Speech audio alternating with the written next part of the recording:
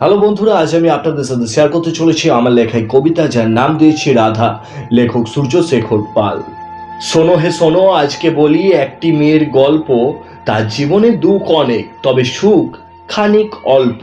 চট্টগ্রামে জন্ম তার, জন্মতে মা মরল, তাই তো বাড়ির সবাই রাধাকে অলক্ষণে বলল। ছোট থেকে স্বপ্ন রাধার, সে সিনেমাতে কাজ করবে। আর এদিকে রাধার বাবা ঠিক করলো রাধা তার বন্ধুকে বিয়ে করবে। তাই ঘর ছেড়ে রাধা এলো কলকাতায়, ঘুরলো অলিগলি। রাধা ভাবলো তার মনের কথা, কাকে এবার বলি। এমন সময় চন্দনবাবু রাধাকে দেখে হাসলো, আর রাধাও প্রথম দেখাতে চন্দনকে ভালোবাসলো। চন্দন তার কথার জালে রাধাকে সোনাগাছিতে আনলো। রাধা এখন বেশ্যা হয়েছে 1 বছর পর জানলো। রাধা প্রথমে দু একটা সিনেমায় কাজ করেছে বটে, তবে সেগুলো ছিল সব পণ ছবি।